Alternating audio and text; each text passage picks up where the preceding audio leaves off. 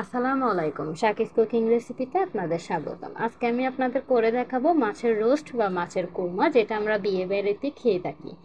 সবাই মনে করে যে এটা বিয়ে বাড়ির খাবার, যেহেতু অনেক রিস্ক, অনেক কিছু উপাদান লাগে, কিন্তু না, এটা কোনো রকম বাদাম বাটা বা অন্য কিছু ছাড়াই হচ্ছে খুব সহজে বাসার মধ্যে যেসব উপকরণ রয়েছে সেগুলো দিয়েই তৈরি করা যায়।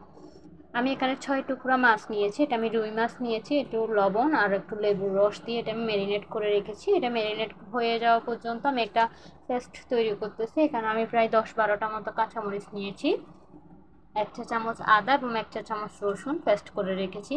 পরবর্তীতে আমি মাছটা তেলের মধ্যে হালকা একটু, ডিপ ফ্রাই না, হালকা একটু করে ভেজে নিয়েছি। এটা ভেজে রেখে দেওয়ার পরে আমি হচ্ছে এখানে প্রায় 2 কাপ মতো পানি ইউজ করেছি এবং 1 কাপ মতো পেঁয়াজ আর পানির মেজারমেন্টটা আপনারা ঠিক রাখবেন, না হলে দেখা যাবে যে পেঁয়াজটা শক্ত থেকে যাবে, পানি শুকিয়ে যাবে।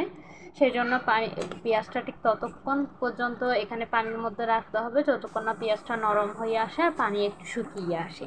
এটা শুকিয়ে আসার পরে এটা আমি ব্লেন্ড করে রেখে দিব। এই পর্যায়ে আমি কড়াইয়ের মধ্যে তেল দিব। এখানে আপনারা সরিষার তেলও ইউজ করতে পারেন, আমি সয়াবিন তেল ইউজ করছি।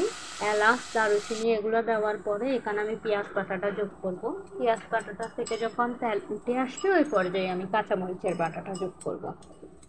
এখানে কিন্তু অন্য কোনো মশলা যোগ হবে না, যার কারণে এই মিশ্রণটা ভালোভাবে হচ্ছে যখন হয়ে আসবে, একটু তেল উঠে আসবে, ওই পর্যায়ে আমি 1 চা চামচ হচ্ছে ধনিয়া এবং 1 চা চামচ জিরা গুঁড়া ইউজ করব। এখানে কিন্তু হলুদ বা মরিচের গুঁড়া ইউজ করব না, যেহেতু আমি মরিচের গুঁড়ার পরিবর্তে কাঁচামরিচটা ইউজ করছি সেজন্য। আর এই বিয়েবাড়ির রোস্টে আসলে মরিচের গুঁড়োটা ঠিক একটা যায় না। এখানে আমি লবণও যোগ করে দিয়েছি। তবে এখানে আপনাদের বলার সাথে বলি, কেউ যদি বাদাম বাটা ইউজ করতে চান তাহলে এই পর্যায়ে করতে পারেন। এরপরে যখন এটা তেল উঠে আসবে ওই পর্যায়ে আমি এখানে টক দই ইউজ করতেছি। দইটা যেহেতু আমি বাসায় বানিয়েছি সেজন্য একটু ফ্যাকাশে লাগতে পারে। আর আপনারা যদি কিনাটা ইউজ করেন ওই ক্ষেত্রে কিনে ইউজ করতে পারেন। আর বাসায় ইউজ করতে চাইলে হালকা কুসুম গরম দুধের মধ্যে লেবুর রস দিয়ে দিবেন, বেস্ট হয়ে যাবে। এই পর্যায়ে আমি তেলটা উঠে আসা পর্যন্ত অপেক্ষা করব। যখন তেলটা উঠে আসবে ওই পর্যায়ে আমি মাছটা একে একে দিয়ে দিব। মাছটা দিয়ে কোনোভাবে চামচ দিয়ে নাড়া যাবে না, না হলে দেখা যাবে মাছটা ভেঙে যাবে।